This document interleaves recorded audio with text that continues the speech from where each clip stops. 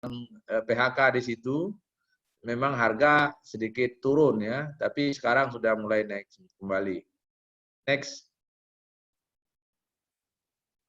Terus ya.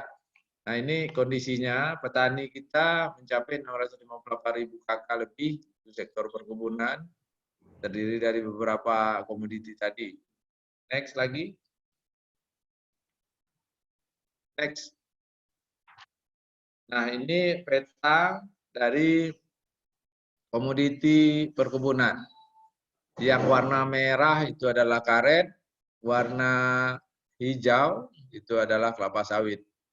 Jadi ini hasil kerjasama kita dengan Lapan, sehingga Jambi sudah terdeteksi oleh Dinas Perkebunan bahwa hampir di setiap kabupaten, kecuali Sungai Penuh, Kerinci, itu tidak ada kelapa sawit.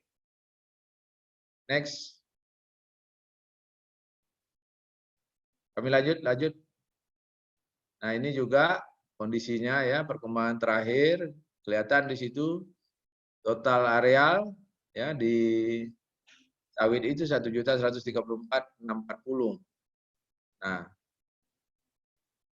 walaupun di sini ada tercatat ya di Kerinci sebagian di bagian bawah itu ada juga ngiseng-ngiseng berhadiah juga nampaknya, Kerinci 94 hektar ya. Dan ini mungkin melihat dari Kabupaten Merangin ada sebagian di daerah hilir ya, daerah masih panas, daerah sebelum Oroimat, daerah perbatasan dengan Perentak. Nah, dekat Perentak sana sedikit Birun. Nah, di situ memang ada sebagian sawit. Next. Terus ya ini kondisi tadi ya, secara detailnya kita lihat bahwa ini warna hijau itu sawit semua yang ada di Jambi. Terus next. Nah, kondisi dari sawit kita dalam penguasaannya ya, kita bisa lihat di sini sawit milik BUMN. BUMN kita adalah PTP 6, PTP Nusantara 6. Ada namanya, dia ada macam-macam ya, ada yang PTP 6 langsung, ada juga anak perusahaan dari PTP 6. Totalnya 23.057 hektar. Kemudian sawit milik perusahaan swasta ini hampir 518.000 hektar, itu kondisinya, dan sawit rakyatnya mencapai 592.700, hampir 600.000 hektar dari total 1.134. Jadi memang yang sangat mempengaruhi itu adalah sawit milik rakyat. Berbeda dengan berbeda dengan di provinsi seperti di Kalimantan Selatan. Nah, itu lebih banyak sawit perusahaan. Nah, ini kondisi dari perusahaan yang ada di Jambi, perusahaan perkebunan kelapa sawit. Nah, jumlahnya ada 186. Ini jadi kebunnya ada 186. Nah, ini paling banyak berada di Kabupaten Batanghari, Muaro Jambi, dan Sarolangun. Dan diikuti oleh Tanjung Jabung Barat. Kemudian baru Bungo, Tanjung Jabung Timur, Merangin, ya. Jadi 3 kabupaten ini dominasi, Sarolangun, Muaro Jambi, dan Batanghari itu milik perusahaannya ya, perusahaan. Nah, sementara di sawit rakyat menyebar. Next. Terus ininya ya. Nah, ini kondisi kami yang ada di arsir itu posisi dari konsesinya perusahaan. Jadi masing-masing perusahaan sudah dipetakan, itulah posisi dari sawit milik perusahaan. Next. Terus, nah ini dia jumlah perusahaan, ya jumlah perusahaan untuk pabrik. Pabriknya kita punya 72, sekarang sudah mencapai sebenarnya sudah 79, ya dengan kapasitas 3.457 ton per jam ya, per jam. Nah ini ininya. Next. Terus Nah, ini posisi dari pabrik ya. Jadi kita sudah petakan pabrik di mana saja. Ini cukup bisa kita lihat bahwa pabrik itu didominasi di wilayah Muaro Jambi, kemudian diikuti oleh wilayah-wilayah lainnya. Yang paling banyak itu Muaro Jambi dan Tanjung Jabung Barat. Tanjung Jabung Barat cukup banyak juga. Kemudian baru Bungo, menyusul dari yang lain-lainnya. Next. Terus, nah permasalahan pada sawit milik rakyat. Yang pertama adalah pemeliharaan dan budidaya tanaman kelapa sawit tidak diterapkan dengan baik. Jadi petani kita ini melakukan pemupukan itu cuman 2 kali setahun, itu pun menunggu kalau dapat dari pupuk subsidi. Ya, pupuk subsidi. Nah, ini kan berbeda dengan kondisi lahan kita. Apa yang diinginkan oleh tanah, apa yang diinginkan oleh tanaman. Jadi belum ada pengujian terhadap kesuburan tanahnya. Sementara ini sudah rata-rata sudah mulai tua ya. Tanaman sudah mulai tua, pemupukan sembarangan saja, ada juga membeli pupuk yang palsu, ini kondisinya. Kemudian juga pemeliharaannya juga sebagian kalau yang sawi rakyat ini tidak dipelihara. Jadi datang panen, nah kemudian 3 bulan lagi pada saat atau 6 bulan pada saat dipupuk barulah mulai dibersihkan. Begitu juga dengan pengendalian hama dan gulmanya. Menggunakan pestisida, Roundup dan sebagainya tanpa memperhatikan kaidah keselamatan diri dan lingkungan. Nah, ini juga. Kemudian panen dan jadwal panen tidak diperhatikan sesuai dengan standar teknis. Rata-rata petani kita melaksanakan panen 1 bulan 2 kali, 15 hari, setiap 15 hari atau 2 minggu. Nah, sementara sebaiknya seharusnya ya sesuai dengan petunjuk SOP itu adalah 10 hari sekali seharusnya supaya tepat matang dari buah. Nah, ini akibatnya adalah ya kualitas buah, ada yang masih mengkal sudah dipanen, ada yang sudah terlalu masak dipanen. Nah, ini persoalannya. Kemudian belum ada upaya pencegahan kebakaran lahan dan hutan. Ini dibuktikan dengan apabila ada terjadi kebakaran di kebun. Nah, ini kita mengandalkan teman-teman dari Manggala Agni, KTPA, nah, kemudian juga dibantu oleh dari masyarakat sekitar yang sekitar itu yang peduli dengan kebakaran. Nah, tidak ada memang dalam satu kelembagaan petani di desa yang sudah menyediakan alat atau melaksanakan sekat bakar misalnya. Kemudian pemupukan dilaksanakan tapi tidak dengan dosis dan waktu yang benar. Nah, ini tergantung dengan kesediaan pupuk saja. Dosisnya juga main kira-kira saja. Nah, ini persoalan-persoalan teknis yang dihadapi oleh petani kita. Next. Nah, kemudian permasalahan di kelembagaan petani juga. Administrasi kelompok tani dan koperasi masih belum berjalan dengan baik dan benar. Ini contoh ini di wilayah Sungai Bahar misalnya. Nah, ini di sana kan seharusnya ada 22 KUD. Karena ada transmigrasi itu ada unitnya 22 unit. Satu unit itu satu desa, berarti itu ada satu koperasi KUD. Nah, dari 22 itu yang aktif hanya 7. Yang aktif hanya 7, yang lain pada bubar. Dan ini juga dari awal mungkin memang perlu pendampingan terus-menerus yang seharusnya. Sehingga koperasi ini ada memang yang berhasil, yang bisa sampai tingkat nasional berhasilnya, tapi ada juga yang bubar, banyak yang bubar. Sehingga pada saat kita ingin untuk mendorong petani kita yang tanamannya sudah masa untuk direplanting. Nah, kelembagaan petaninya tidak tersedia. Ini membuat keterlambatan kita untuk melaksanakan replanting karena syaratnya adalah kelembagaan petaninya harus dibentuk kembali. Nah, kemudian yang kedua adalah belum memiliki STDB, surat tanda daftar budidaya.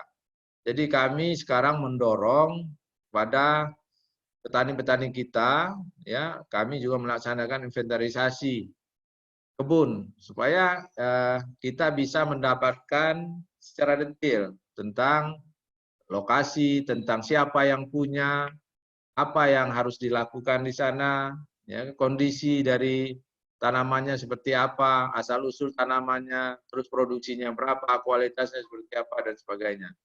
Nah, ini kebanyakan memang surat tanda daftar budidaya ini itu belum dimiliki oleh petani kita. Nanti saya akan jelaskan sudah berapa yang kami laksanakan sendiri dan ada juga yang kita kerjasama dengan Yayasan Setara. Nah, kemudian mengenai belum ada komitmen dari anggota kelompok tani untuk menjaga lingkungan sekitar. Ini bisa kita buktikan dengan kadang-kadang ada pembiaran, ada peti di dalam lokasi kebun, dibiarkan begitu saja. Kemudian penggunaan pestisida yang berlebihan, penggunaan pupuk yang tidak terkontrol misalnya. Selalu menggunakan pupuk kimia tanpa ada pupuk-pupuk organik digunakan. Nah, ini perlu dukungan sebenarnya, pendampingan yang harus dilakukan di sini. Kemudian juga pertemuan rutin kelompok tani jarang dilaksanakan dan bersifat urgensi saja. Jadi kalau ada tamu mau datang, misalnya dia baru sibuk begitu. Jadi memang ini harus didampingi terus-menerus yang harus kita lakukan. Nah, kemudian hasil TBS dijual tidak langsung ke pabrik, tapi melalui pedagang pengumpul. Ini bukan saja terjadi pada petani swadaya murni, tapi juga terjadi pada plasma-plasma, eksplasma yang sudah bebas, yang sudah mendapatkan sertifikat hak milik. Ya, jadi tidak ada tergantung hutang lagi dengan dengan kebun inti yang menjadi mitra kerjanya sebelum itu dibangun, ya. Pada saat dibangun ya ada kerjasama dengan inti. Nah, setelah selesai dia mendapatkan sertifikat, nah ini juga sebenarnya ada masalah. Ada yang ketidakjujuran dari pihak perusahaan melaksanakan itu, ternyata pada saat dia sudah pegang sendiri sertifikat hak milik, kemudian dia bisa kuasai tanahnya, ternyata setelah dikelola sendiri, ternyata produksinya lebih bagus, dan kemudian juga melihat dari dari pemeliharaan kebunnya, ternyata setelah dipupuk lebih banyak, ternyata dia bisa lebih naik lagi. Nah, sehingga kepercayaan petani terhadap perusahaan mitra menjadi berkurang. Ini ada sebagian lokasi-lokasi yang memang terjadi putus hubungan, gitu. Nah, jadi putus hubungan. Tapi ada juga pabrik-pabrik dan perusahaan perkebunan yang dipertahankan oleh petani, bahwa dia merasakan kesejahteraan di situ, dia percaya dengan perusahaan-perusahaan yang ada. Next. Terus. Nah, ini profil rantai pasok penjualan TBS di Provinsi Jambi. Nah, rata-rata petani kita ada yang sendiri, ya, ada juga lewat koperasi Gapotan, itu TBS-nya dari petani masuknya pengumpul kecil. Jadi banyak yang tidak mau sibuk gitu. Nah, jadi yang punya kebun dia langsung asal datang saja, yang mau membeli ke kebunnya itu langsung dijual. Nah, nanti pengumpul kecil kemudian ke pengumpul besar. Nah, di pengumpul besar inilah diberikan oleh pabrik menjadi kaki tangannya supaya menjadi pemegang DO. Ya, jadi pabrik melakukan ini mempermudah dalam hal pengumpulan TBS sebenarnya. Tapi dengan panjangnya rantai pasok seperti ini, membuat di masing-masing titik kumpul itu harus ada keuntungan di sana, sehingga petani menerima harga di tingkat petani jauh Misalnya di tingkat di pabrik dengan kami melakukan ini penentuan harga TBS di setiap hari Kamis, setiap minggu. Nah, sekarang ini dengan posisi 1842, nah di tingkat petani paling-paling ini di 1500, 1600. Karena pabrik tidak langsung menerima ke petani. Tapi petani dari pengumpul kecil, kemudian pengumpul kecil dapat untung mungkin 100 sampai 200 rupiah, pengumpul besar dapat untung lagi 100 sampai 200 rupiah. Ini membuat petani sebenarnya rugi karena terlalu panjang rantai pasok yang terjadi. Nah, ini situasi yang terjadi sekarang ini. Next. Terus next ini ya, ini dia. Nah, ini permasalahan pada rantai pasok tadi, tidak berkelompok dan tidak melaksanakan good agriculture practice yang tepat sehingga produksi tidak maksimal. Jadi ini mulai dari bibitnya, bibit palsu atau bibit sapuan, bibit yang tidak bersertifikat. Nah, kemudian juga pupuknya tidak benar, kemudian juga ada harusnya kan ada pengumpulan di umur 3 tahun sampai 10 tahun dipisahkan dengan 10 sampai 20 tahun misalnya. Itu TBS-nya, tapi ini tidak dilakukan. Nah, ini yang membuat tidak berkelompok dan tidak melaksanakan gap ini tadi, membuat harga menjadi lebih rendah. Kemudian juga akibatnya mengalami kesulitan penjualan TBS. Ya, jadi petaninya ambil yang mudah saja. Udahlah, siapa yang datang sudah dijual gitu kan, harga terserah gitu kan. Nah, kemudian juga soal panjang rantai tata niaga tadi, kemudian akan menjual kepada pabrik tertinggi sehingga terjadi kekacauan tata niaga. Jadi pedagang, pengumpul juga akan melihat dulu situasi di pabrik yang satu, walaupun dekat tapi harganya murah, dia tidak akan menjual dengan yang dekat.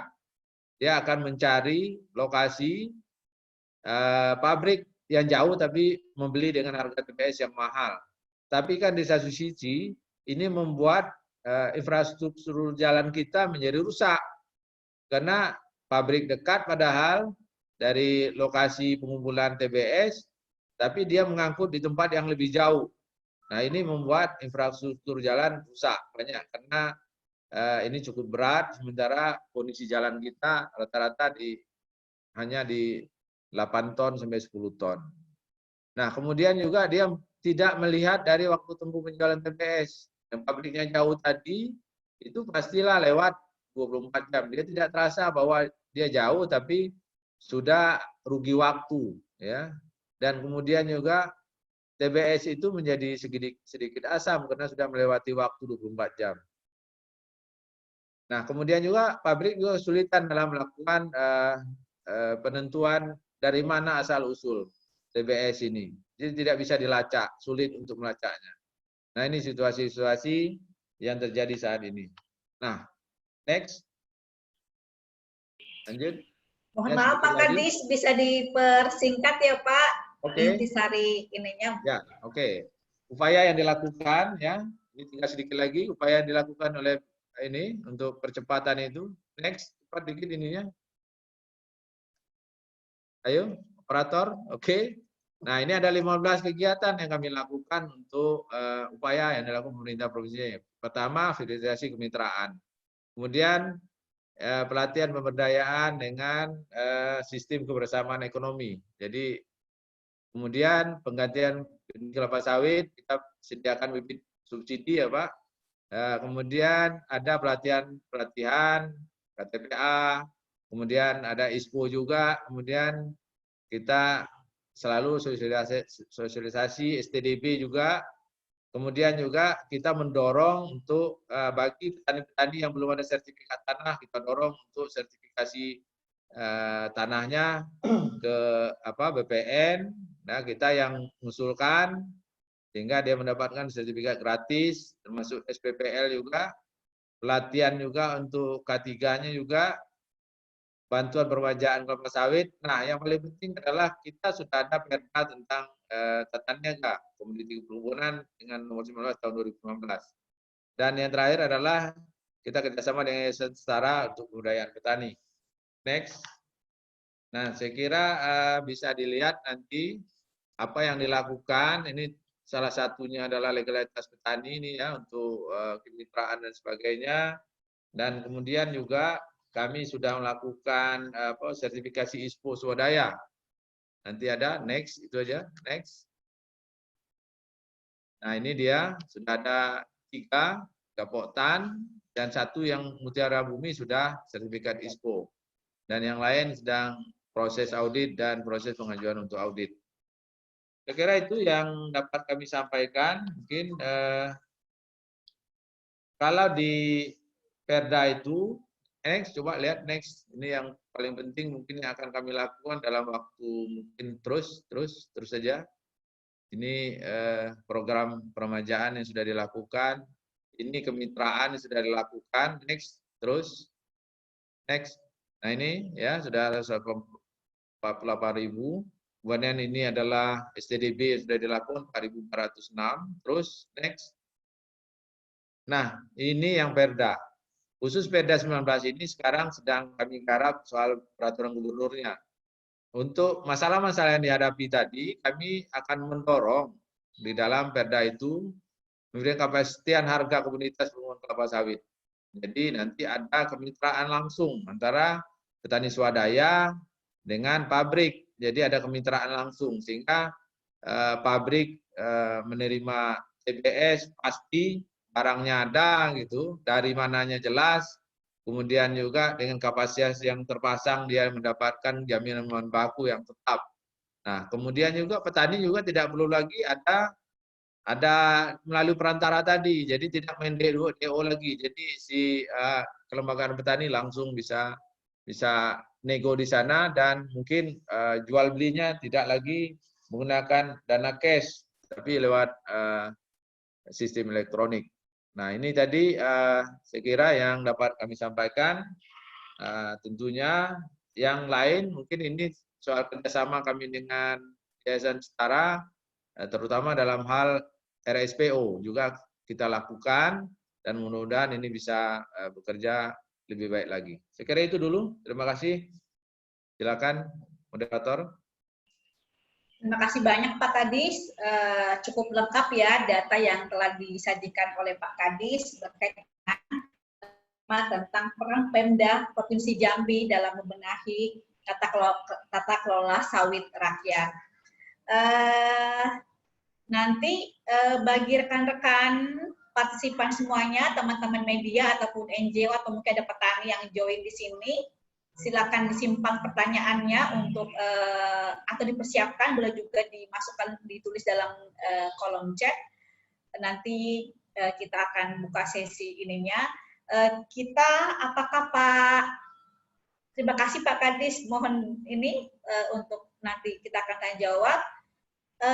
Selanjutnya apakah Pak narasumber kedua Pak Sony Mumbunan sudah bergabung? Mohon informasinya, Mas Sigit. Halo Mbak Baya.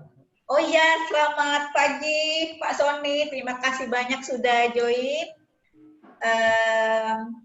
Kita langsung saja Pak ya. Tadi sudah diperkenalkan oleh Mas Rizky. Saya juga sudah perkenalkan. Bapak juga kalau jika ada mau ini bahwa Pak Sony Mumbunan ini adalah dosen ekonomi ya Pak, kemudian juga adalah senior ekonomi dari WRI Indonesia. Jadi saya yakin bahwa cukup banyak juga pengetahuan, pengalaman, kasus analisisnya tentang sektor sawit di Indonesia. Baik, Bapak Ibu semua rekan-rekan partisipan, Pak Sony akan menyampaikan tema tentang analisis sawit rakyat, tantangan menuju berkelanjutan. Dengan hormat waktu kami persilakan kepada Pak Sony 15 menit ya Pak, maksimal 20 menit. Terima kasih Mbak. Ya, terima kasih Mbak Baya, Pak Agus, rekan-rekan panelis, semoga kabarnya sehat-sehat. Minta izin saya mau share screen.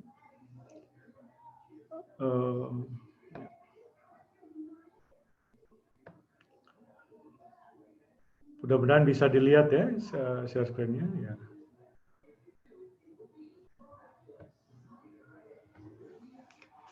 Makasih Pak Agus tadi sudah membuka dengan Jambi. Senang kembali lagi ke Jambi. Saya kebetulan pernah tinggal di Jambi, Pak, di Kotobuayo, di Batanghari, tinggal di tepi sungai, makan, minum dari air sungai, benar-benar jadi warga, Pak. Ya, jadi sedang dibawa lagi ke konteks Jambi. Assalamualaikum warahmatullahi wabarakatuh, rekan-rekan. Saya akan coba gunakan 15 menit ini untuk membahas 3 hal yang menurut saya perlu di-address ketika kita atau disampaikan ketika kita bicara tentang sawit rakyat dan keberlanjutan. Teman-teman menyebutnya berkelanjutan gitu ya. Saya gunakan kata bendanya. Jadi 3 perihal itu saya ubah dalam bentuk pertanyaan. Sebagian sudah sempat saya sampaikan di kesempatan yang lain, tapi saya coba tambahkan satu yang baru. Ini agak-agak abstrak begitu, agak sedikit berbeda dari sudah sampaikan Pak Agus tadi tentang persoalan-persoalan lebih teknis, lebih kebijakan, lebih orientasinya lebih teknis, lebih terbatas, dan menurut saya sangat penting. Jadi ini mungkin bisa melengkapi apa yang disampaikan oleh para panelis. Jadi saya ubah dalam pertanyaan, sebetulnya pekebun kecil atau sawit rakyat atau petani kecil itu sebetulnya apa? Kemudian pertanyaan yang kadang-kadang belum dijawab tapi langsung loncat itu, pekebun kecil atau petani kecil betul nggak sih mendukung keberlanjutan gitu? Jangan-jangan yang dukung keberlanjutan tuh orang Jakarta aja gitu ya. Terus disampaikan ke pekebun atau petani kecil di Sumatera gitu ya. Kemudian ada nggak keterwakilan sawit rakyat dalam proses pengambilan, perumusan, perancangan kebijakan kita. Jadi dari yang sangat definisional, dari yang mendasar sampai ke soal keterwakilan. Saya coba lihat data sensus kita gitu ya. Ini di 5 provinsi yang pekebun kecilnya paling banyak di Indonesia: Sumatera Utara, Riau, Jambi, Sumatera Selatan, Kalimantan Barat. Kalau kita lihat sebetulnya di Sumatera Utara misalnya 4 sampai 5 hektar pekebun kecil itu luas luas lahannya. Di Riau dan Jambi sampai 6 hektar, tapi paling besar ada di 2 hektar sebetulnya. Kemudian Sumatera Selatan 3,5 hektar dan seterusnya. Teman-teman lihat bahwa sebetulnya dari kalau kita lihat statistik kita perlu definisikan pekebun kecil itu apa gitu ya. Karena definisi standar kita pekebun kecil itu adalah 25 hektar gitu ya. Jadi anggota DPRD juga masuk gitu ya sebagai pekebun kecil. Bukan cuma soal keadilan dan ketepatan definisi, tapi nanti tadi Pak Agus sudah bicara tentang STDB ya. Bagaimana pemberian itu diberikan pada siapa, itu pertama-tama harus didefinisikan siapa penerimanya, dan nanti di atas atau di luar definisi tersebut dia akan kena regulasi yang berlaku untuk yang bukan kebun kecil gitu ya, misalnya ada AMDAL, ada hal-hal yang perlu diperhatikan. Di statistik kita juga kita melihat bahwa tidak sedikit gitu ya orang di kota yang punya kebun, jadi dan mereka disebut sebagai pekebun kecil gitu. Di Riau misalnya ada 11.000 pekebun kecil yang tinggal di kota gitu ya. Jadi pekebun kecil kota gitu ya. Sementara dari ya lebih besar tentu saja 200-an hampir 300-an ribu ada di area yang didefinisikan sebagai kabupaten atau relevan untuk desa. Hal serupa juga kita temukan di gabungan 5 provinsi tadi. Jadi ini memang perlu didefinisikan gitu, suka atau tidak suka. Tapi bagaimana mendefinisikannya? Ada diskusi, tentu ada perdebatan yang cukup sehat. Saya pribadi mengusulkan dia 2 sampai 8 hektar. Jadi selain diterangi oleh statistik tadi, pekebun kecil akan bermartabat, akan sejahtera kalau ditambahkan 2 hektar jadi sampai 8, sehingga mereka bisa mengirimkan anak-anaknya sampai universitas, sampai bisa menikmati kehidupan yang atau well-being yang juga baik. Jadi antara 2 sampai 6. 2 karena secara historis definisi kebun kita dimulai dari sejak zaman Belanda itu dari 2 hektar gitu ya. Yang di bawah itu biasa nggak cukup ekonomis. Jadi itu satu perihal pertama yang ingin saya bahas soal definisi. Yang kedua tadi tentang kebun kecil atau petani sawit atau petani kecil atau sawit rakyat dan keberlanjutan. Saya menanyakan ke 1.350 pekebun kecil di Sumatera Selatan dan Riau. Minta maaf Pak Agus tidak sempat ke Jambi gitu ya. Ini memang sudah tidak lagi up to date datanya 2016, tetapi sampai sekarang saya pikir masih survei paling besar untuk pekebun kecil kelapa sawit di Indonesia. Jadi mungkin masih tetap relevan gitu ya. Kita coba gunakan informasinya. Dan dilakukan di hampir 100 desa di Sumatera Selatan, Riau di 5 kabupaten. Pelelawan, kemudian Siak, kalau di Sumatera Selatan itu Musi Banyu Asin, Ogan, Komering Ilir, gitu ya. Kami melihat 2-8 hektar pekebun kecil yang punya luas lahan ini, gitu ya. Ini beberapa hasil temuan kami, gitu ya. Kami mencoba apa yang kami sebut sebagai bentang risiko atau risk landscape gitu. Bentang risiko ini sederhana, dia coba menampilkan hal-hal atau risiko-risiko yang menurut pekebun kecil atau petani kecil itu mungkin atau tidak mungkin terjadi. Jadi ada tingkat kemungkinan gitu. Dan kemudian kalau itu benar-benar terjadi risiko itu, apa dampaknya bagi atau pengaruhnya bagi tingkat pendapatan mereka, apakah besar atau kecil gitu. Nah, 2 informasi itu kemudian kita petakan dalam landscape atau lanskap seperti ini, bentang seperti ini, ada 4 kuadran gitu yang menunjukkan tingkat kemungkinan dan tingkat pengaruh tadi.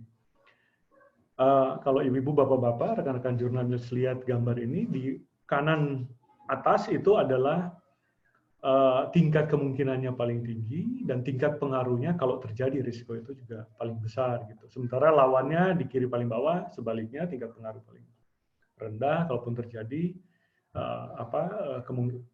tingkat kemungkinan terjadinya rendah kalaupun terjadi pengaruh terhadap pendapatannya tidak besar gitu. Nah, ini kita tampilkan untuk Riau contohnya gitu ya, baik seluruh pekebun sebelah kiri maupun pekebun swadaya atau independen gitu ya. Nah, yang dikasih tebal itu adalah yang penting. Yang misalnya yang agak paling bawah itu ketiadaan sertifikat RSPO dan ISPO itu tidak terlalu penting bagi pekebun kecil. Tingkat kemungkinannya juga dianggap ya besar tapi juga kecil, ada di tengah gitu, dan kalaupun mereka nggak ada sertifikat itu pengaruh terhadap pendapatan mereka juga nggak terlalu tinggi. Berbeda dengan misal kekeringan panjang, karhutla dan aslam. Tentu saja fluktuasi harga, gitu ya, biaya pemeliharaan, replanting dan seterusnya. Itu yang di di seluruh pekebun swadaya kurang lebih juga mirip-mirip gitu, agak sedikit berbeda, tapi isu sustainability itu tidak terlalu penting atau belum menjadi isu yang penting bagi mereka. Ini penting untuk dianggap kepada kita bahwa di level kesadaran, di level kepala gitu ya, di kepala pekebun kecil juga kita belum berada di keadaan atau suasana yang sama gitu dalam melihat persoalan atau kenyataan. Kalau kita pecah menjadi per kabupaten, per provinsi, bahkan pembedaan antara plasma dan swadaya, kita lihat juga ada perbedaan antar kabupaten dan antar jenis pekebun gitu ya, baik di Riau maupun di Sumatera Selatan. Sumatera Selatan jauh lebih rendah kalau dibandingkan dengan di Riau misalnya. Ibu-ibu, bapak-bapak tentu bisa mendapatkan slide ini, silakan nanti dilihat gitu ya. Ini untuk risiko buka hutan untuk kebun sawit. Jadi risiko yang relevan untuk sustainability. Risiko kebakaran hutan, lahan, dan asap juga kurang lebih. Ini agak penting gitu, terutama di Riau, di Sumatera Selatan tidak terlalu, relatif tidak terlalu. Plasma dan swadaya juga menganggap penting ini untuk Riau. Kalau di Sumatera Selatan agak relatif tidak terlalu penting dibandingkan di Riau. Dan seterusnya untuk sertifikasi ISPO dan RSPO juga bisa dilihat di sini. Nah, kami juga mencoba menanyakan satu pertanyaan yang kurang lebih seperti ini. Ibu Bapak, kebun kecil kita apakah bersedia menerima sejumlah uang sebagai ganti dari tidak membuka lahan baru, misalnya membuka hutan. Itu sambelnya yang bersedia, yang menjawab bersedia itu kita bersedia untuk tidak membuka lahan gitu, tidak masuk hutan. Itu kita tanyakan lagi tentang mau diganti berapa kalau mereka, karena mereka lahan itu tidak tidak buka, maka berapa yang ini. Nah, ini sampel subsampelnya, kami menemukan bahwa cukup tinggi ya, hampir 70% kebun kecil tadi itu tidak mau gitu, tidak membuka lahan atau hutan. Artinya mereka masih mau membuka hutan. Ini cukup besar dari keseluruhan pekebun. Mereka masih mau masuk hutan. Kami tampilkan di sini data setiap kabupaten gitu ya. Di provinsi, maaf, Riau masih masih cukup tinggi gitu ya. Kalau kemudian di Sumatera Selatan dia sedikit lebih rendah. Dan seterusnya. Jadi ini tanda-tanda yang bisa kita baca bahwa ini tantangan atau challenge kita terhadap sustainability. Poin yang ketiga atau perihal yang ketiga tentang perwakilan sawit rakyat. Mbak Buya silakan diingatkan waktu saya kalau saya masih punya waktu. Masih 5 menit lagi, Pak. Berapa menit lagi, mau? 5 menit lagi. 5 menit lagi. Di mana wakil sawit rakyat atau petani kecil atau kebun kecil? Case-nya bisa kita lihat di Dewan Pengarah dan Dewan Pengawas dari Badan Pengelola Dana Perkebunan Kelapa Sawit. Ini kami ambil dari studinya SPKS.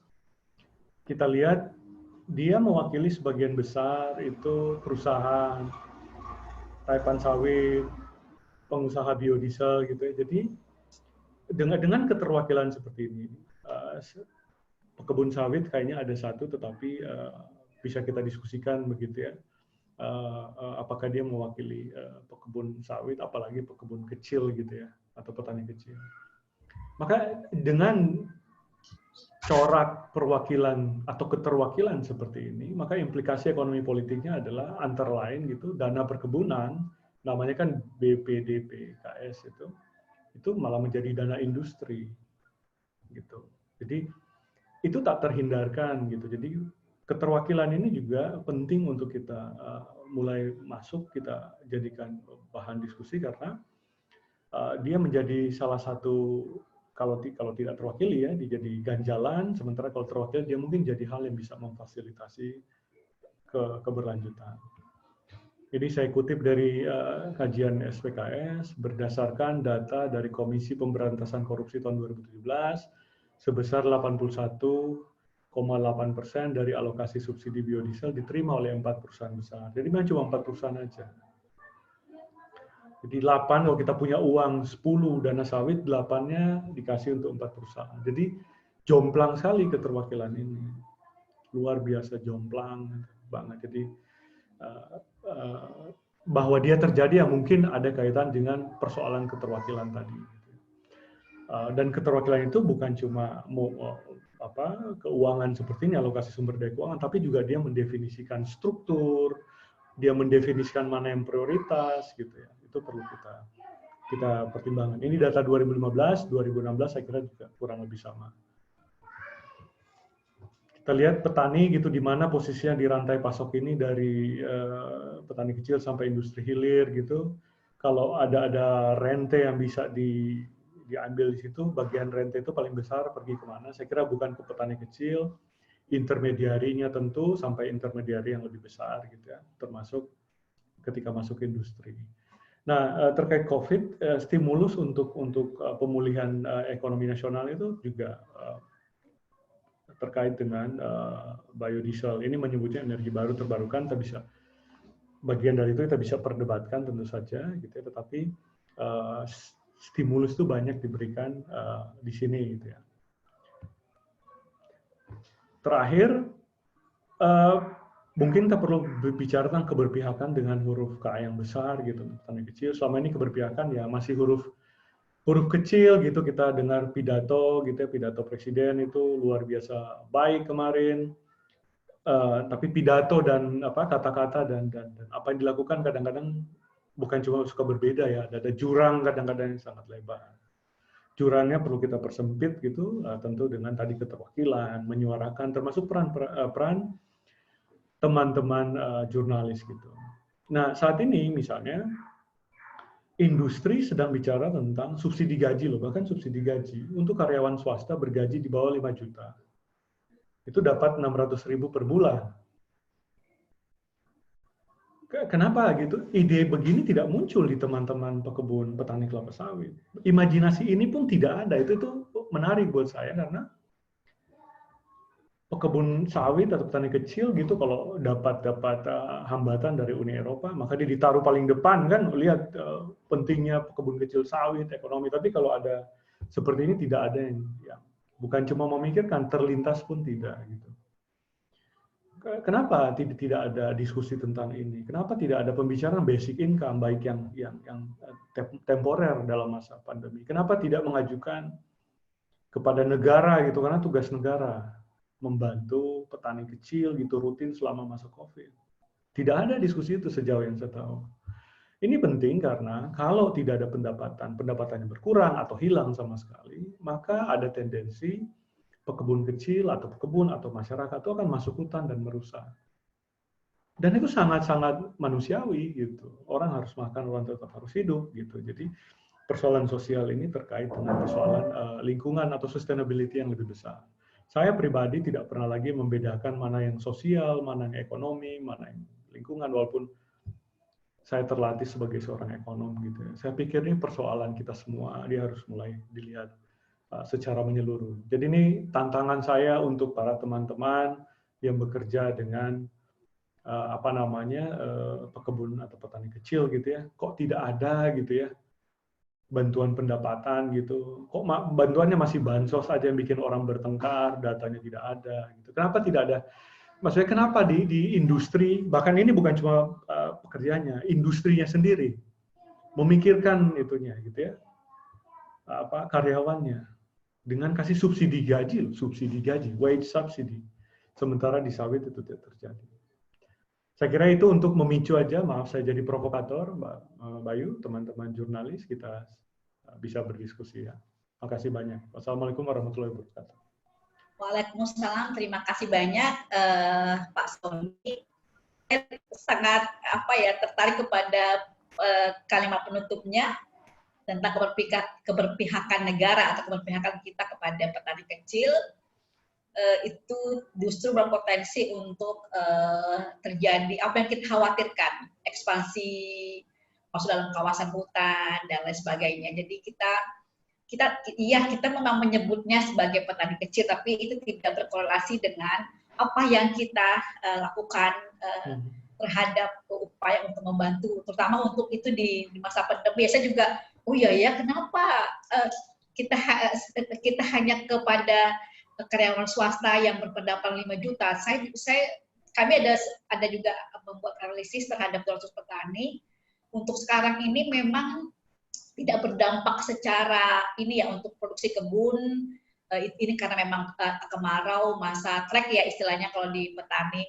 Tapi karena ada sektor ekonomi yang lain yang turun, sehingga mereka tidak lagi mupuk, tidak lagi mikirin, yang penting kadang ada yang bahkan tidak panen selama 3 bulan. Jadi sekali panen itu, nah artinya kan dampak ekonomi akibat pandemi ini bukan karena kurangnya pendapatan dari produksi sawit, tetapi karena mereka tidak lagi punya sumber penghidupan yang lain gitu loh. Mereka petani kan petani kecil ya yang punya 1 hektar itu misalnya, mereka juga ada sumber penghidupan yang lain. Nah itu yang sedang tidak berjalan sehingga pendapatan mereka untuk penghidupannya menjadi berkurang. Dan benar juga bisa jadi mereka menjadi misalnya ngambil kayu atau apa yang justru berdampak terhadap lingkungan ke depannya. Ya, saya pikir menarik sekali pemaparan yang cukup singkat tetapi disertai dengan data-data lapangan yang saya kira rekan-rekan semua partisipan yang ada di sini pasti ingin diskusi banyak tentang apa yang sudah dipaparkan oleh Pak Sony. Terima kasih banyak Pak. Rekan-rekan semuanya, kita tangguhkan untuk presentasi narasumber 2 berikutnya, Pak Ibrahim dan Mbak Anggi. Mohon bersabar karena Pak Sony tidak punya cukup waktu banyak untuk bergabung bersama kita hari ini. Jadi untuk kita akan buka dulu sesi pertanyaan. Saya kira bisa dua-duanya, bisa kepada Pak Sony, bisa juga kepada Pak Kadis ditujukan. Silakan kita 5, saya pikir 3 pertanyaan dulu ya. Kita buka untuk teman-teman media, dua peserta untuk media dan 1 orang peserta untuk apakah itu NGO, apakah itu petani atau akademis yang bergabung. Silakan. Halo Bapak Ibu sekalian. Mbak Baya, sudah ada pertanyaan di dalam chat. Iya, saya mohon di chat sudah ada. Saya mohon kalau ada yang tunjuk tangan saya nggak melihat, mohon dibantu ya. Ini ada siapa nih yang angkat tangan, yang Mbak Vera ya? Dari Antara. Ya, sebelum kita ke baca yang di chat ya. Mbak Vera, ada lagi yang lain? Sementara belum, kita langsung saja kepada Mbak Vera, silakan, cukup jelas ya. Pertama mungkin nama, dari media mana, kemudian pertanyaannya ditujukan kepada siapa, narasumber mana. Saya kira lebih bagus jika to the point kepada pertanyaan atau komentar yang ingin disampaikan. Silakan Mbak. Hai semua, saya Vera dari kantor Berita Antara. Salam kenal semuanya. Saya coba sedikit bertanya aja, tertarik dengan pembahasan yang terakhir terkait stimulus untuk petani kecil. Memang saya dengar sejauh ini memang belum ada, padahal kan di dalam usaha mereka sangat membutuhkan, terkhusus untuk perawatan kebun mereka. Jadi pertanyaan kepada Pak Sony ya, Pak Sony. Bagaimana upaya itu supaya digagas? Artinya kalau memang itu belum ada dari pemerintah, bukankah bisa dari institusi tertentu untuk memfasilitasi? Tentu hubungannya dengan Dinas Perkebunan juga. Artinya apakah sudah ada upaya? Kalau memang belum ada yang dikeluhkan itu, ataukah memang belum ada upaya, kita menunggu saja? Nah, artinya kalau belum ada, kenapa tidak ada upaya gitu? Untuk petani kecil yang mungkin nanti bentuknya bisa dalam bentuk pemberian subsidi pupuk yang terarah ya. Kalau bentuk yang lain dalam kebutuhan pokok masyarakat bisa sembako. Kalau perbankan bisa pengurangan suku bunga atau semacam adanya restrukturisasi untuk kredit. Nah, kalau petani mungkin bisa jadi. Nah, itu aja buat Mas. Apa sudah ada usul sehingga belum ditanggapi, atau ini ada baru terfikir? Nah, kalau baru terfikir, kenapa tidak diusulkan saja, kan belum terlambat. Itu aja Mbak, terima kasih. Terima kasih Mbak Vera. Ini udah mulai banyak nih yang muncul di chat pertanyaan. Saya Mbak Vera, ada yang mau langsung bertanya? Ayo Mbak, raise hand. Oh iya, ini sudah ada Mbak Dinda ya. Silakan. Ya, Assalamualaikum, selamat pagi. Saya Dinda dari BIS Indonesia, Biro Palembang. Pemaparan Pak Sony sangat bagus sekali ya, terutama yang bagian terakhir tadi. Tapi saya lebih ke bagian awal ya Pak Sony, karena soal isu keberlanjutannya sendiri. Karena kata Pak Sony, isu keberlanjutan ini belum menjadi isu untuk petani pekebun kecil ya Pak. Kalau boleh tahu itu karena apa? Apa karena memang tadi tingkat kesadarannya itu yang belum terbuka, atau bagaimana? Apakah itu memang khusus untuk di pekebun kecil yang bukan bukan plasma ya Pak ya? Karena setahu saya mungkin kalau yang plasma sudah diajak sama si intinya kan untuk menjaga kebunnya gitu. Lebih ke untuk membedah isu keberlanjutannya ini sendiri sih Pak di tingkat pekebun kecil. Lalu yang kedua untuk yang penutupan Sony tadi, saya pernah meliput juga soal subsidi gaji dari pemerintah melalui BPJS, BP John Sostek kan. Katanya kalau yang di area Sumbaksel sebetulnya untuk di sektor perkebunan juga dapat. Saya rasa juga mungkin di sektor sawit dapat ya Pak untuk pekerja. Mungkin ini kali untuk pekebun yang nggak bergabung juga ya sama perusahaan yang tidak mendapatkan subsidi. Nah, apakah ada isu alternatif, maksudnya apakah bisa dari si industri atau ya mungkin BPDPKS tadi untuk memberikan subsidi itu untuk pekebun kecil tadi Pak. Seperti apa sih mungkin ya, karena ini kan pertanyaannya agak menokok juga ya buat pemerintah untuk memperhatikan pekebun kecil sawit terutama. Itu aja Pak Sony, terima kasih. Oke. Ada dua, tapi tadi yang pertama ada berkaitan dengan Dinas Perkebunan selaku instansi pemerintah ya Pak, meskipun pertanyaannya ditujukan kepada Pak Sony, tetapi saya kira juga ada berhubungan terutama tentang apakah sudah ada upaya terkait dengan tadi yang kita highlight ya topiknya tentang subsidi kepada petani kecil, apakah sudah ada upaya ataukah belum, atau apa yang bisa diupayakan, saya kira itu berkaitannya. Yang kedua tadi masih ke Pak Sony juga, tujuannya mengapa isu berkelanjutan belum dianggap penting bagi petani kecil, dan kemudian bagi pekebun yang belum ada partner bermitra, apakah BPDPKS berpotensi bisa dapat diusulkan untuk memberikan subsidi kepada petani kecil, independen yang belum punya mitra. Saya kira sudah cukup jelas, silakan langsung ditanggapi ya Pak. Saya coba baca di chat, pertanyaan chatnya. Silakan Pak, nanti Pak Sony dulu, nanti diinikan oleh Pak Kadis. Silakan Pak.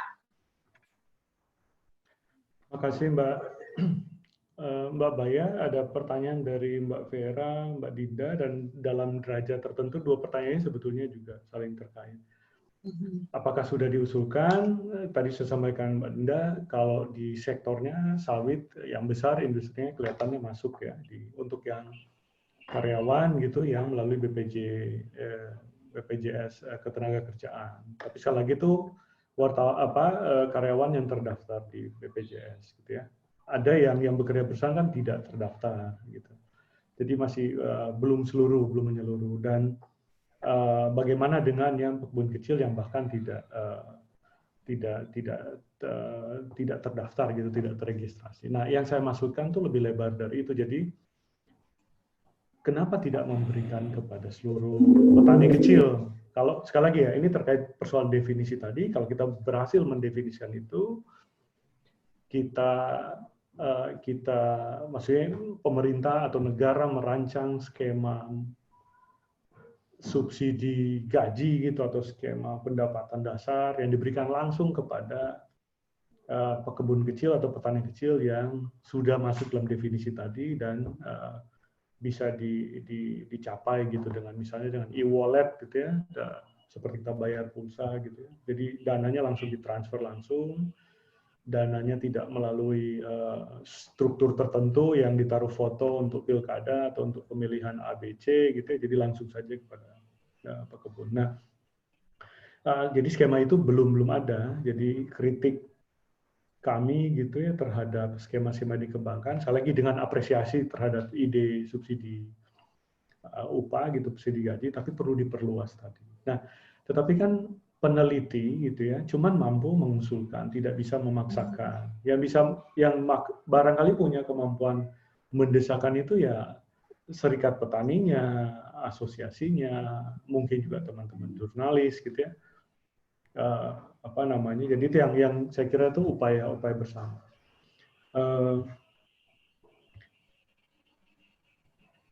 Mbak Dinda sudah sebagian saya singgung tadi ya.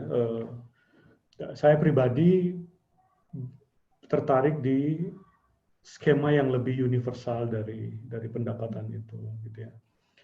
Terutama di masa COVID, karena masa COVID ini, COVID adalah satu shock yang sifatnya simetri. Semua orang kena, semua orang terdampak. Karena semua orang terdampak, gitu ya, satu. Dan kedua, dia cepat merembet jadi konvergensi krisis ya, krisis kesehatan, krisis ekonomi, resesi sekarang, krisis sosial politik gitu ya, maka semakin sulit kita mendefinisikan siapa yang terdampak. Karena dia shocknya simetris kena semua orang, dan krisis yang konvergen itu makin sulit mendefinisikan yang terdampak. Kita bicara tentang pekebun kecil. Sebetulnya teman-teman saya terdampak banyak. Atau teman-teman yang bekerja sebagai peneliti, sebagai pegiat NGO, jurnalis, itu sangat terdampak. Yang kerjanya apa namanya kontrak gitu loh, bukan yang permanen, terdampak itu deg-degan, dipotong, macam-macam lah. Tapi terdampak itu kena. Jadi orang yang jatuh miskin tuh kesejahteraan berkurang tuh luar biasa banyak. Jadi pencapaian kita di pengentasan kemiskinan juga turun. Sedikit statistik, jadi di masa normal 7 dari 10 orang Indonesia itu sangat miskin dan rentan secara ekonomi. 7 dari 10 orang Indonesia ya, 7 dari 10. Nah, di masa krisis yang tadi, krisis yang simetrik kena ke semua gitu ya, tanpa pandang bulu, kemudian krisisnya konvergen. Pilihan kita adalah bikin itu lebih universal. Karena 7 bisa jadi 8 dari 10, 9 dari 10. Saat ini skema yang dirancang, ini dua hal. Skema yang dirancang adalah skema-skema yang, saya sering bercanda, saya bilang gini, kita merancang skema yang ibarat gini ya, ibarat mana lebih mudah menghafal orang Indonesia yang pernah jadi presiden RI dan orang Indonesia yang tidak pernah jadi presiden. Kan lebih mudah yang jadi presiden kan? Menghafalnya ya, Soekarno, Soeharto, Gus Dur gitu ya, sampai Pak Jokowi gitu ya. Dibanding menghafalkan yang tidak pernah jadi itu ya, saya, Mbak Baya gitu, Pak Agus dan seterusnya, itu ratusan juta. Tapi skema social protection kita itu berusaha menghafal yang tidak pernah jadi presiden Indonesia. Jadi diuniversalkan aja. Jadi kayak tadi loh, karyawan swasta gaji di bawah 5 juta yang terdaftar di BPJS. Datanya memastikan itu sampai. Sama. Bantuan sosial beras hanya di kuantil ketiga atau 4 paling bawah. Datanya pun juga data yang disurvei mahal, 1,2 triliun surveinya. Yang udah tahun lalu udah kadaluarsa sekarang, itu sebelum COVID. Jadi kita gitu terus, kita coba melakukan hal yang menghafal orang Indonesia tidak pernah jadi presiden itu. Kenapa nggak menghafal yang orang Indonesia jadi presiden, selebihnya baru kita universalkan aja gitu. Dengan skema-skema lebih universal, tanpa syarat gitu. Termasuk itu mencakup pekebun kecil. Nah, kalau orang bilang, Son, dananya ada. Kebetulan saya ekonom. Dari Januari sampai Maret, negara membeli 100 lebih triliun obligasi. Yang punya obligasi mungkin bukan Mbak Baya, bukan kelas, bukan saya, bukan orang yang kelompok pendapatan tertentu gitu. Itu beli. Kemudian stimulus pemulihan ekonomi nasional itu 200-an untuk sosial. Perlindungan sosial gitu ya. Belum untuk subsidi ini, subsidi itu, dan nanti masih akan terus gitu dengan utang. Artinya dari segi uang kita tuh punya. Cuman tidak dialokasikan untuk skema itu karena, nah ini kembali ke pertanyaan Mbak Dinda tadi, dan yang soal tadi ya, soal keterwakilan, tidak ada yang mau mewakili ngomongin ini ya. Kenapa karyawan swasta yang disubsidi gajinya? Karena keterwakilan mereka ada yang jadi menteri, ada yang jadi anggota DPR, ada yang jadi temannya presiden gitu kan, yang mewakili pekebun kecil kan ya mungkin kita yang di sini kan, gitu. Tapi dan mereka punya Ya, serikat juga udah berjalan. Betul, betul. Jadi keterwakilan itu penting. Nah, sekarang kembali ke yang Mbak Dinda bilang tadi, soal mengapa sustainability itu, persoalan apa yang sustainability tadi saya tunjukkan data keberlanjutan itu. Kenapa belum ada di kepala? Itu persoalan imajinasi, bahasa filsafat, persoalan epistemik. Itu tantangan kita. Awareness kita untuk kok itu belum cukup tinggi, dan itu bukan terjadi cuma di pekebun kecil, bahkan kelas menengah Indonesia. Coba lihat pola konsumsi kelas menengah Indonesia itu nggak ada sustainable-nya banget gitu ya. Jadi saya kira itu berlaku semua. Nah ini tanpa kesadaran ini menyulitkan kita muncul dengan skema-skema inovatif. Sebagai perbandingan di Brasil gitu ya, atau gini deh, di Eropa deh, atau Brasil, terserah mau pilih yang Brasil gitu ya, ketika terjadi krisis pandemi, respon kebijakan mereka adalah menjadikan undang-undang dari kebijakan publik yang skema seperti pendapatan dasar untuk semua orang. Di masa krisis mereka berusaha menjadikan itu undang-undang negara, pemerintah, dan masyarakat sipilnya. Di Indonesia apa yang kita pikirin sekarang? Kan Omnibus Law. Artinya kesadaran kita ada di Omnibus Law di saat krisis. Gitu. Itu yang paling penting bagi semua orang saat ini. Ini kritik saya kepada kita semua. Saat ini, kenapa kita mengkritik, kritik kita cuma kayak nabrak tembok gitu? Karena imajinasi paling besar di pengambil kebijakan adalah Omnibus Law itu.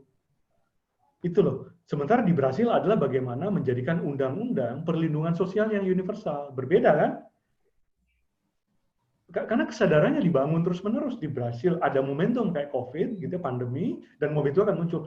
Itu mudah banget didorong. Sekarang enggak. Susah banget dorong gitu. Maaf ya, ini teman-teman media juga pelan-pelan makin kurang kritis membicarakan Omnibus Law. Saya sekali lagi setuju Omnibus Law. Tapi Omnibus Law yang bagaimana? Yang beneran mendukung pencipta lapangan kerja, yang memastikan lingkungan itu terjaga. Ya, gitu. Nah, sementara Omnibus yang sekarang itu menjauh dari situ diskusinya. Tapi sekali lagi, itu yang kesadaran paling penting di kita saat ini. Sementara di tempat lain gitu. Nah, bagaimana melakukan itu kerja bareng kita semua lah. Yang meneliti silahkan tampilkan meneliti hasil penelitiannya, yang jurnalis lakukan itu. Tapi kalau dia bukan jadi kesepakatan umum secara sosial, secara demokratis, ya kita akan bahasnya Omnibus Law gitu ya. Nah, jadi ya jangan marah juga, karena teman-teman yang menggolkan Omnibus Law versi sekarang itu adalah mereka yang paling efektif, paling efisien, temannya presiden, menterinya itu mungkin juga bagian dari itu, gitu ya, DPR-nya gitu. Jadi teman-teman jangan marah di situ. Mereka kebetulan lebih efektif, lebih efisien, gitu ya, dibandingkan mereka yang mengusulkan keberlanjutan. Walaupun nanti kalau efek keberlanjutan itu datang, kebakaran hutan, pandemi itu juga kan karena perusakan hutan gitu ya, pre-emergence-nya pandemi itu dari hutan yang dirusak, dari biodiversity yang dirusak. Yang kena tuh kita semua memang. Gitu. Maaf terlalu panjang, Mbak ya. Maaf Pak Sony, jadi dengan adanya RUU Omnibus Law ini isu keberlanjutan bakalan makin menjauh ya Pak? Kita bisa diskusi tentang itu, teman-teman tentu tahu detailnya lebih detail. Tetapi sekali lagi ya, kalau saya ditanya, posisi saya mendukung Omnibus Law. Om Munus, tolong Om. Apakah Omnibus Law yang seperti yang kita punya sekarang? Bukan yang seperti itu. Saya ragu itu yang ada sekarang itu menciptakan lapangan pekerjaan. Mbak Dinda kalau mau tulis di Bisnis Indonesia, analisis serius Universitas Oxford gitu udah publish di jurnal serius. Kalau kita tidak berhasil mempertahankan suhu stabilisasi iklim global di 1,5 derajat, ekonomi Indonesia itu turun sekitar 2%, best estimate-nya. Oke Mbak, 2% itu, 1% turun perekonomian Indonesia itu sekitar 200-300 ribu lapangan pekerjaan hilang. 1% elastisitas gitu. Kalau 2% berapa? Jadi gitu, kita menciptakan sesuatu regulasi gitu ya, produk dan framework dan produknya yang bisa jadi ada feedback loop itu tidak menciptakan lapangan kerja di jangka panjang. Studi Bappenas juga menunjukkan seperti itu. Jadi itu, tapi mari teman-teman jurnalis, Bisnis Indonesia, mau ngabai, teman-teman yang lain, kita lebih serius bicara tentang itu. Frame-nya beyond dari 5 tahun, beyond dari 3 tahun, itu 10-15 tahun gitu. Gitu. Jadi kalau ditanya setuju Omnibus Law, saya setuju. Omnibus yang mana? Bukan yang seperti sekarang. Makasih Mbak Dinda. Oke, terima kasih. Terima kasih banyak Pak Sony. Kita langsung ke Pak Gadis. Sudah banyak nih Pak pertanyaan yang ditujukan kepada Pak Gadis.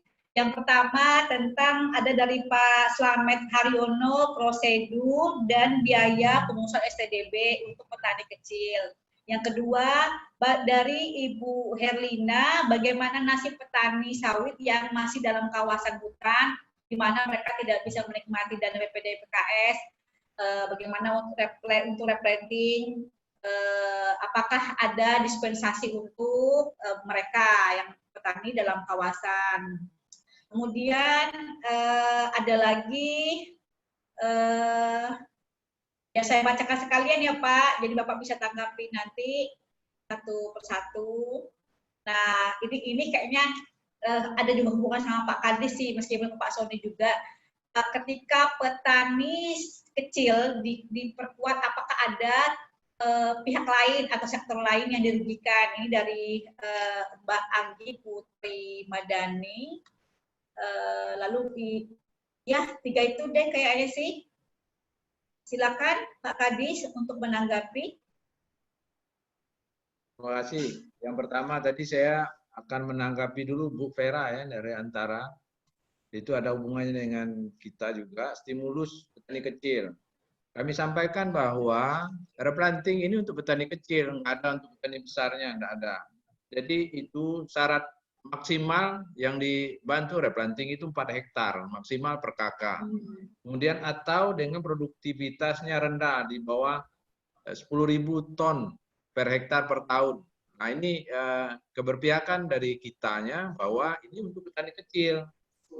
Jadi 10 ton per hektar per tahun. Nah, dengan umur 7 tahun ke atas itu boleh replanting. Nah, kemudian juga ada tumpang sari. Kalau petani sudah replanting, bisa tumpang sari di luar dari dana yang disediakan itu, 25 juta yang sebelum bulan Juni, dan setelah bulan Juni sudah dinaikkan menjadi 30 juta. Nah, kemudian untuk petani untuk pemeliharaan kebun. Pemeliharaan kebun sekarang ini tahun 2020 sudah dianggarkan juga dana sarana prasarana dari BPD PKS. Peruntukannya adalah untuk pembangunan jalan, jembatan, drainase, pupuk, bibit, pestisida, dan sebagainya. Nah, bisa diajukan juga dengan besarannya juga sama, per kakaknya sekitar 30 juta per hektar, ini bisa diajukan. Dan tahun ini kita diberikan kesempatan untuk 750 hektar untuk Jambi ya. Nah, jadi kemudian bagaimana dengan BLT ya? Saya yakin pemerintah sudah memikirkan bahwa ada dana BLT yang untuk masyarakat miskin. Kemudian ada lagi bansos dari provinsi, bansos dari kabupaten. Dan syaratnya adalah tidak tumpang tindih. Nah, ternyata setelah dijalankan, bansos ini saja tidak terserap seluruhnya. Tidak terserap. Ya, contohnya Jambi. Baru dari 200 miliar disediakan, baru sekitar 80-an miliar yang tersedia, yang dipakai. Nah, tentunya ini juga akan membantu. Yang paling berdampak adalah petani bukan petani, tapi UMKM. Sama pedagang-pedagang ini yang sebagian tidak tersentuh. Makanya ada tadi termasuk juga tenaga honorer misalnya yang gajinya hanya 1.300.000-an. Nah, ini yang akan disentuh oleh pemerintah. Saya kira supaya jangan tumpang tindih saja. Nah, kemudian soal persoalan besar yang kita hadapi adalah pendataan petani swadaya dan perusahaan. Ini yang belum maksimal sebenarnya. Kenapa kita agak sulit untuk merencanakan sesuatu? Karena data belum akurat. Karena itu ada STDB, kita dorong itu. Akan terpisah, nanti ada kelihatan kalau STDB kita jalankan akan kelihatan juga sekaligus data petani kecilnya ada berapa, kemudian penguasa kebun tanpa perusahaan itu banyak sekali, ini akan terdeteksi di situ, nanti kita kejar. Dan selanjutnya juga ada perusahaan yang laporannya sedikit, ternyata dia menguasai lebih banyak misalnya. Nah ini juga akan terdeteksi pada saat kita menilai dalam sertifikasi ISPO, RSPU, dan ISS. Nah, kemudian sekarang ini juga Kementerian Pertanian mendorong dengan Kostrad Tani. Kostrad Tani ini adalah komando strategis pertanian yang dipusatkan di kecamatan. Jadi dipusatkan di kecamatan, di situ nanti didorong setiap kecamatan memiliki data akurat kebun, baik itu pertanian, tanaman pangan, peternakan, dan sebagainya. Sehingga kita bisa melihat setiap jengkal tanah yang dikuasai oleh masyarakat, terdata seluruhnya. Termasuk yang sertifikat, tidak sertifikat, yang dikuasai dan tidak dikuasai. Nah ini yang perlu menjadi perhatian kita semua. Kemudian, petani rasanya kita tidak berdampak sepanjang ini produksi bisa dijual dengan harga stabil. Ya. Kebetulan saja tahun ini COVID tidak mempengaruhi harga TBS, tidak mempengaruhi. Malahan harga lagi naik. Memang sekarang musim trek, tapi itu sudah setiap tahun memang ada waktunya musim trek ini. Nah, yang perlu adalah apabila harga, misalnya karet, harga jatuh, itu perlu dana talangan sebenarnya, bukan memberikan uang gratis 600.000 tadi, bukan itu seharusnya. Ya, kita ingin supaya ekonomi kita jalan, ya beli produknya gitu. Tapi oleh pemerintah, misalnya karet bisa disimpan lama, ya kan bisa disimpan lama dan berikan harga dengan subsidi harga. Kalau sudah nggak perlu lagi pakai dana-dana 600.000 itu dikasih gitu, nanti dia akan daya belinya akan meningkat kembali. Nah kemudian soal biaya STDB, biaya STDB tidak ada, itu gratis, ya itu gratis. Silakan, ada yang masih di Dinas Perkebunan Kabupaten, ya jadi lapor saja ke sana, nanti ada pengukuran tanahnya, akan ada belangko yang diisi, ya termasuk KK, KTP di situ, kemudian surat tanahnya kalau belum ada surat tanah SKT, surat keterangan tanah atau sporadik itu bisa didaftarkan, nanti kita dorong, dan termasuk juga SHM ya, sertifikat hak milik itu boleh didaftarkan di situ, nanti ada pendataan di lapangan termasuk titik koordinat. Nah itu tidak dibayar, jadi ini menjadi beban pemerintah daerah memang, ini menjadi kewajiban bupati untuk melaksanakan ini. Nah kemudian soal petani sawit dalam kawasan hutan, nah memang ini menjadi masalah besar bagi kita, terutama kepada petani sawit kita. Ini juga di luar negeri jadi salah satu pengganjal penjualan CPO di Eropa ya. Nah, salah satu jalan keluarnya adalah ya kalau kita punya kebun sawit di dalam kawasan, kan ada KPH-nya Pak, ada UPTT, KPH Kesatuan Pengelolaan Hutan di sana. Nah, kita usahakan untuk bermitra dengan KPH. Kita akui bahwa itu kawasan hutan dan kami sudah terlanjur melakukan ini. Nanti ada namanya kemitraan perhutanan sosial di situ. Nah, atau nanti kalau yang di luar areal KPH itu ada mungkin masuk di konsesi salah satu HTI misalnya. Ini kita dorong juga kemitraan dengan HTI. Nah, atau di luar itu kita mendorong untuk perhutanan sosial dengan HTR misalnya. Ini sudah ada contoh-contoh yang ada di Jambi. Nah, ini kemitraan ini itu ada di situ perjanjian kerjasamanya. Di situ ada pungutan PSDH di situ. Ada 78.000 per ton. Ya, itu harus kita bayar. Kalau sekarang kan kita punya kebun di situ gratis, PBB nggak bayar, tapi kita ketakutan kan gitu. Nah, oleh karena itu supaya kita ini legal, ya, nah, pendekatanlah kepada KPH supaya kita mengakui bahwa itu kawasan hutan. Nah, jalan keluar jangka panjangnya adalah mengajukan untuk keluar dari kawasan hutan. Nah, setelah kita mengakui bahwa itu adalah kawasan hutan. Tapi kalau kita enggak, ya tidak ada jalan keluarnya, ya bisa.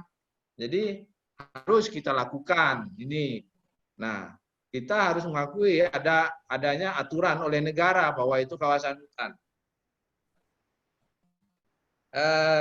Jadi petani kecil diperkuat, apakah ada yang lain terganggu? Saya kira ada yang terganggu pasti, ada yang terganggu. Yang tadinya menikmati hasil dari inti dan plasma, ya, atau ada juga yang punya kebun dengan membeli TBS dengan harga murah, ya, pedagang pengumpul misalnya, atau pabrik, ya, memang yang biasa, memang dia membeli dengan harga murah, mudahnya dia melalui pemegang DO, ini akan terganggu memang, akan terganggu.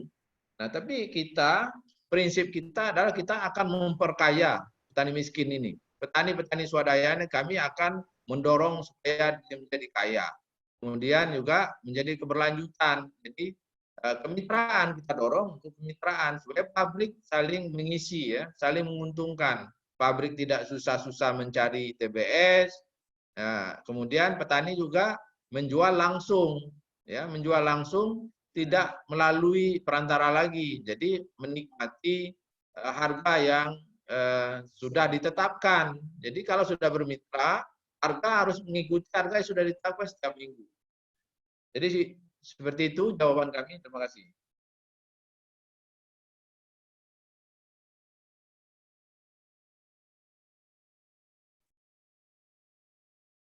Halo, kira itu ya.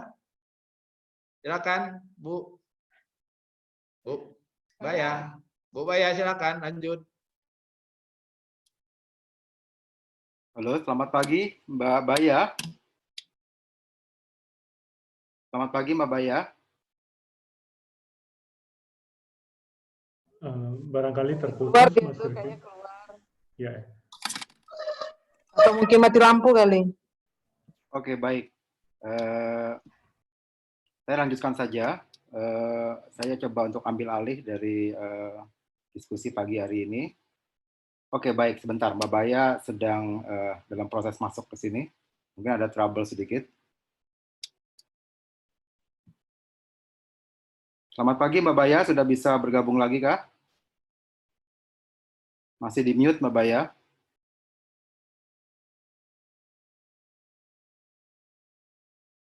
Baik, rekan-rekan, sambil menunggu Mbak Baya, mungkin karena tadi waktunya juga cukup terbatas untuk Pak Sony, mungkin jika ada pertanyaan, mungkin satu pertanyaan akan diajukan kepada Pak Sony. Setelah itu kita akan memasuki lagi sesi keduanya, begitu ya.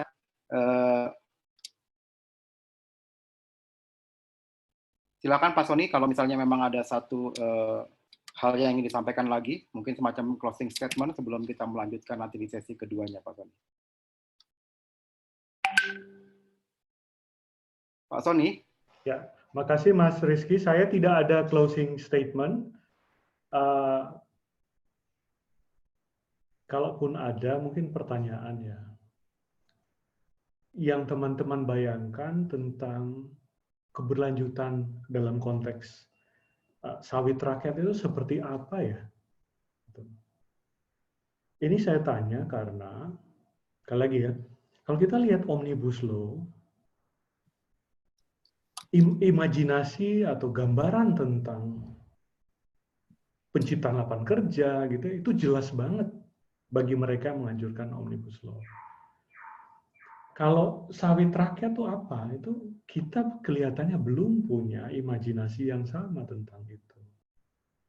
Satu, sehingga menyulitkan kita untuk merespon gitu, baik yang tingkat yang sangat teknis seperti yang sudah disebutkan oleh Pak Agus tadi, atau di kebijakan yang lebih luas begitu, itu akan kesulitan. Atau nanti dimobilisasi bagaimana menggolkan skema-skema itu gitu supaya menjadi kenyataan itu bisa berbeda. Tapi poin saya adalah kelihatannya kita belum punya imajinasi yang sama tentang itu. Bayangan gambaran tentang itu kita belum punya saat ini. Nah, mungkin pelan-pelan kita coba samakan gitu ya, nggak harus sama-sama persis, tapi setidaknya karena ada variasi. Tadi saya sudah tunjukkan plasma dan swadaya aja beda gitu, preferensinya. Tapi mungkin kita perlu lihat bahwa bisa jadi pekebun kecil memang nggak menginginkan keberlanjutan atau belum menginginkan keberlanjutan, gitu. Satu, tetapi pada saat bersamaan pengguna sawit kita di Eropa itu gerakan anak muda gitu ya, Friday for Future, justru sebaliknya menginginkan keberlanjutan itu sentral banget begitu. Gitu. Supaya kita bisa lebih melihat ini persoalannya mungkin lebih dari sekedar persoalan trade war gitu, karena ini trade war ya mungkin benar, tapi di Eropa itu semua partai dari partai kanan sampai partai kiri itu mendukung pelarangan sawit Indonesia masuk ke sana. Maksud saya, kok bisa gitu partai-partai yang berbeda yang bertengkar itu kok bisa satu suara gitu? Mungkin mereka mewakili pemilih mereka yang dari konsumen mulai bergerak menjadi electoral forces gitu. Jadi mereka cuma beli bahan berbasis sawit, kemudian mereka nyatakan dalam pemilihan parlemen mereka. Sehingga keputusan parlemen mencerminkan gambaran tentang sawit yang berkelanjutan itu. Nah, di Indonesia tuh belum. Yang tercerminkan di BPDKS atau di parlemen, ya masih kayak dana sawit untuk subsidi biodiesel, atau kemudian omnibus law seperti yang ada sekarang. Itu yang kemudian coba kita lihat, karena ke depan, baik yang ekonomi atau lingkungan itu akan menyatu yang saya sebut sebagai konvergensi tadi. Krisis juga sudah tidak kenal krisis lingkungan, krisis kesehatan, krisis ekonomi gitu. Dia mulai menyatu. Makanya kalau kita address, oh persoalan pandemi ini persoalan ekonomi dulu, bukan pandemi, ya nggak tepat. Atau persoalan pandemi dulu, bukan ekonomi, juga nggak tepat. Jadi mulai dikonvergen. Mas Rizky, saya kira itu bukan closing statement, itu ajakan untuk kita semua, termasuk ajakan untuk saya, tantangan untuk kita lihat tentang keberlanjutan di sektor atau subsektor sangat spesifik ini, sawit rakyat gitu. Terima kasih banyak ya Mas Rizky. Terima kasih Pak Sony. Jadi untuk rekan-rekan semua, jadi seperti tadi sudah kami sampaikan, Pak Sony sudah pernah mention kepada kami bahwa beliau saat ini tidak bisa bergabung sampai selesai ya Pak ya. Jadi mungkin beliau ada acara lain. Jadi sementara ini kita masih ada Pak Kadis yang akan ikut. Jadi nanti untuk pertanyaan-pertanyaan kepada Pak Kadis nanti bisa disampaikan berikutnya, begitu ya. Jadi saya rasa untuk sesi ini kita cukupkan dulu. Nanti jika ada pertanyaan-pertanyaan kepada Pak Kadis, kepada Pak Agus, nanti bisa juga disampaikan setelah penyampaian materi dua rekan kita yang lainnya. Baik, kita sudah lihat lagi bahwa Mbak Baya sudah bergabung. Mbak Baya, tadi ada trouble ya? Iya, lost internet. Ya. Mohon maaf. Ya, tidak apa-apa, itu bagian dari dinamika dalam webinar ini, bahwa kita kadang-kadang teknologi sangat membantu kita, tapi kadang-kadang juga kita punya masalah dengan teknologi pada saat kita membutuhkannya. Perlu tadi kalau saya ambil dari istilahnya Pak Sony adalah kita harus punya imajinasi gitu. Jadi imajinasi tadi untuk dengan pekebun kelapa sawit kecil begitu ya. Kita juga harus punya imajinasi bagaimana mengolah webinar dengan baik. Baik, saya kembalikan lagi ke Mbak Baya karena beliau sudah bergabung, dan silakan Mbak Baya untuk melanjutkan moderasi acaranya. Terima kasih Mas Rizky sudah mengambil ahli respon darurat ya.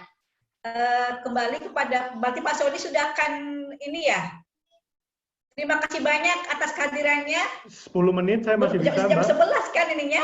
Iya, saya masih bisa 10-15 menit. Atau sudah ini Pak ya, sudah?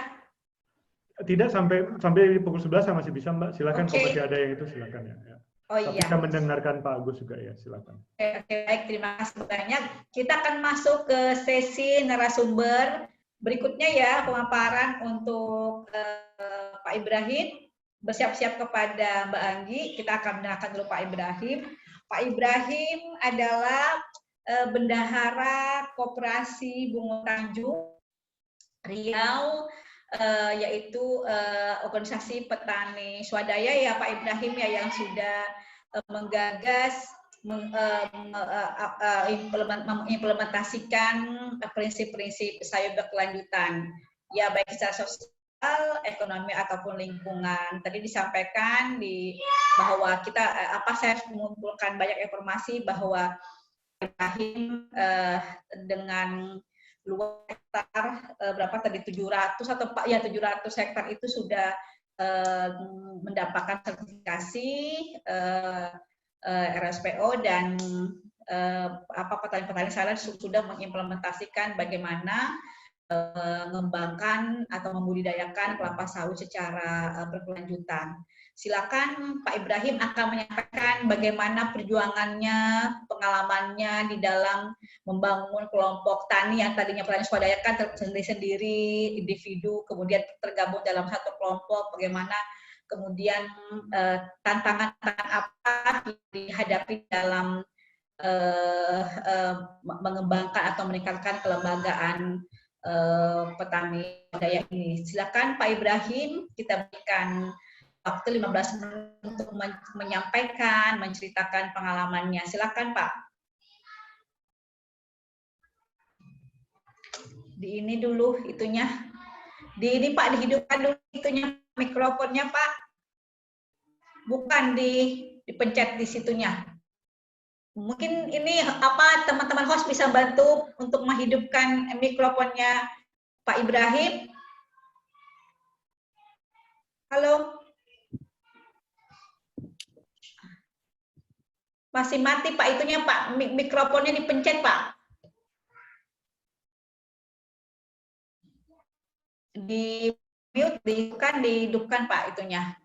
Ya, oke. Halo. Silakan, Pak. Ya, Assalamualaikum warahmatullahi wabarakatuh. Waalaikumsalam. Baik, kita di sini mau menyampaikan kita pelaku petani sawit kecil yang ada di Kabupaten Siak. Jadi perjalanan kita cukup panjang untuk mencapai suatu tujuan supaya sawit rakyat ini berkelanjutan sehingga kita menjadikan contoh untuk dunia bahwa kita layak untuk dikembangkan karena kita sudah memelihara lingkungan. Karena sawit kita di sini kita sudah membuktikan lahannya lahan gambut dan ramah lingkungan. Cuman harus dibatasi luas yang harus kita kelola. Yang kita diberikan kelola itu satu desanya cuma 500 hektar sampai 700 hektar. Berarti lebih kurang dari luas wilayah hanya 7,2% saja. Selebihnya itu tidak boleh dikembangkan lagi karena akan menjadi bumerang ke depannya. Baik itu juga lahan yang sudah menjadi komoditi-komoditi yang lain tidak boleh dialihfungsikan lagi. Cukup yang ada saja untuk kita lanjutkan. Nah, begitu maksud dan tujuannya. Jadi kita untuk mendapatkan sertifikat SPO itu cukup banyak perjuangannya. Perjuangannya terutama harus mengikuti syarat-syarat yang ditentukan oleh SPO sebanyak 13 poin. Di situ ada tata hukumnya, pemeliharaan satwa liar, memberhentikan penggunaan pestisida, semuanya kita sudah coba untuk kita lalui. Dengan mengatasi tidak menggunakan pestisida, kita menyediakan beberapa ekor sapi untuk memusnahkan gulma-gulma yang tidak harus pakai pestisida. Nah, jadi setelah kita sudah mencapai sesuatu titik itu, cuman belum mendapatkan sertifikat SPO secara resmi karena kita masih ada audit sekali lagi. Kalau itu lolos, baru kita mendapatkan 100% RSPO-nya. Namun, semua itu tidak lepas dari dukungan